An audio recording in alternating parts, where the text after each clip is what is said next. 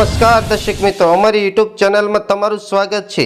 જો વિડીયો ગમે તો વિડીયોને લાઇક અને સબસ્ક્રાઇબ કરવાનું ભૂલતા નહીં। આગળ સમાચારની વાત કરી લે તો ગુજરાતમાં અત્યારે વરસાદે વિરામ લીધો છે, પરંતુ આગામી સમયમાં ગુજરાતમાં ભારેથી અતિભારે વરસાદ વરસશે, જેના કારણે પૂરની સ્થિતિનું નિર્માણ થશે। હવામાન નિષ્ણાત અંબાલાલ પટેલે આ આગાહી કરી છે। હવામાન નિષ્ણાત અંબાલાલ પટેલે વરસાદને લઈને નવી આગાહી કરી છે, જેણે તેમને કહ્યું છે કે આગામી સમયમાં ગુજરાતમાં પૂર જેવી સ્થિતિનું નિર્માણ થશે। ગુજરાતમાં ભારે વરસાદના કારણે 24 ઓગસ્ટ આસપાસ પૂરની સ્થિતિનું નિર્માણ થશે તેવી આગાહી કરવામાં આવી છે। અંબાલાલ પટેલે આ ઉપરાંત કહ્યું છે કે ગુજરાતમાં અનેક ભાગોમાં ખાસ કરીને 8 થી 14 ઓગસ્ટ સુધી સારો વરસાદ રહેશે।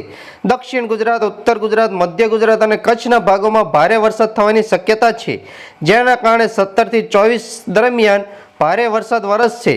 24 ઓગસ્ટ આસપાસ પૂર જેવી સ્થિતિનું નિર્માણ થશે। આગાહી પગલે સરકાર સતર્ક રહેવા જણાવ્યું છે। સમગ્ર રાજ્યમાં આજે મેઘરાજા મહેરબાન થવાની હવામાન વિભાગની આગાહી છે।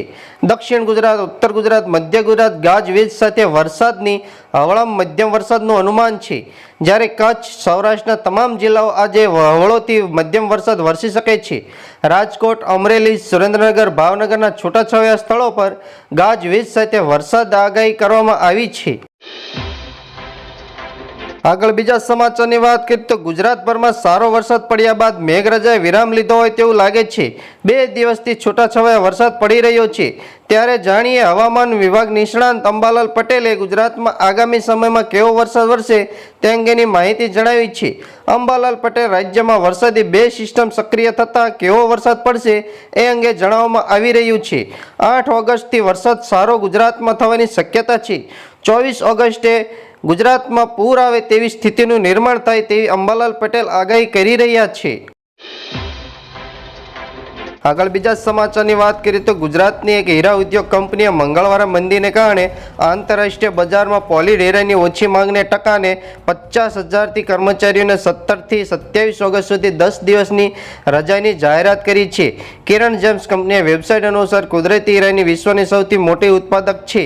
કિરણ જેમ્સ ચેરમેન વલ્લભભાઈ લાખાણીએ જણાવ્યું કે અમારે 50,000 કર્મચારીઓ માટે 10 દિવસની રજા જાહેર કરવામાં આવી છે।